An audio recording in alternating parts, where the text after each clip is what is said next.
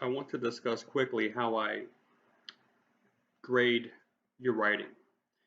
I want you to understand the process so that you have more information and can respond accordingly to whatever best fits your situation. So, I routinely start each semester with 80, 100, 120, even 150 students, and to grade to all those papers in a very intense way the first time through um, is is uh, is not something I can do in the sense of time, accuracy, or even contract wise. I'm not paid enough to do that. So the way I approach this is that I set the essays up for holistic grading, which is one reason you're not going to find any essay in my class that is worth 100 points. As soon as I do that, then I'll need to be able to explain to a student, right, why I gave that person an 85 versus an 86. And in order to make those micro levels or uh, you know intelligible, I'd have to have a big old rubric with plenty of 1 point for this, 1 point for that, 2 points off for this, 2 points off for that, and I'm just not really going to do that. And I think that that gives too much analytics in the sense that it's going to make me have a sort of a micro focus on your writing, and that could be very detrimental to you and to me. Um, we don't need to do that. I can be very accurate in my grading, standing a good bit away from your writing and just looking at it in a big picture view. In fact, I've been trained to do that. Holistic scoring, and I've been teaching with the Education Testing Service. Excuse me, not teaching, but grading for them for about 15 years. Specifically, I grade the English language AP exam, and I'll every summer. Maybe I'll grade 4,000 essays over the course of 7 days.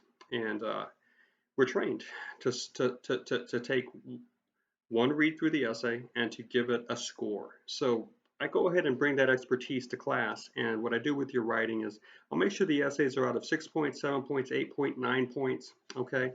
And the rationale there is pretty simple. I mean, zeros and ones and twos are extremely easy to find. Nines and eights are easy to find as well. So you have 4, 5, 6, 7. You basically have two buckets that you need to discern. Should this be a 4 or 5? Should this be a 6 or 7? And then the essays go into those buckets, and then you can do a little fine tuning, and wham, you got your score. So um, it plays into your benefit, and it plays into mine as well.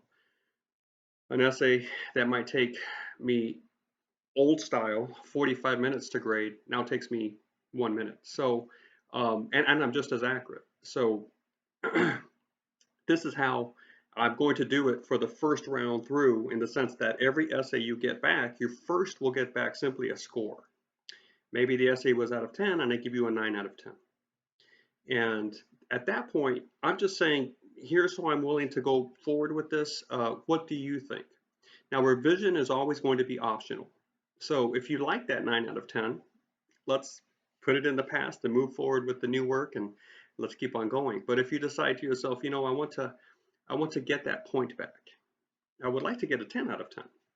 Then at that point, I'm waiting for you to identify yourself and to contact me either through a phone call, a text, an email, a Zoom session, or if we are meeting in class once a week or whatever, just come into class and talk with me there. Um, Again, some semesters I don't meet with my students in class, some I do, so it depends on the semester, and you know which one you're in. But you can always contact me and say, Dr. Horn, I did the essay, I got a 9 out of 10. I would like to know how to revise it to get a 10 out of 10. And at that point, you can resend me your essay in your email or whatnot. I'll look through it. I'll give you some comments. Sometimes I'll write them in. Sometimes I'll just do a voice recording and attach the MP3 file to the email, send it right back to you. That way you can open your email, look at the essay, hear my comments, make the fixes, right? And once you're ready to go, you just go ahead and go to our learning management system, our class page online, and resubmit the work, and I'll regrade it. I'll completely regrade it. I don't average anything out. If you get a great score on the second time, that is your grade. So, you can do this as many times as you want. You can revise it 3, 4, 5 times until you get it right.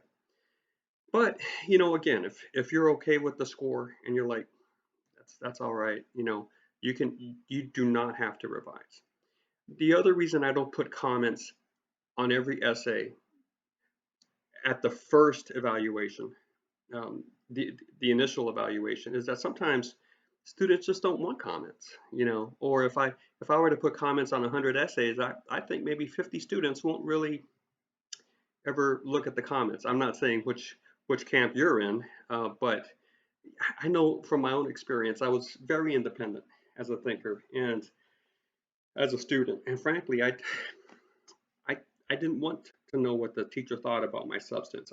I was thankful for pointers concerning spelling and punctuation and things like that, but I wanted to dig my own thoughts out of the dirt myself. I didn't want them, um, you know, I didn't want to see a small paragraph in the margins. That wasn't my style as a learning mind. And maybe some of you are like that too. Maybe you'd rather not have people do that. So I don't know which way you are. If you want comments, then after you submit your work the first time, wait for your score and then let's talk. And I can give you a lot of comments, a lot of feedbacks. If you don't want feedback, I'm okay with that too. Okay, so you make a decision, and I just want to make sure that how I'm approaching this, so that that I'm just not ignoring the whole writing mentoring process. And that's just it, right? I mean, to become a better writer, you need a mentor. You need someone that you can sit down with and talk to and work things out. You don't need a manager of 100 students that's writing something quickly on the margin. So that's just, I've never been a fan of that. But anyway, thought I'd share that with you, and I hope that helps you as you have your experience with me this semester.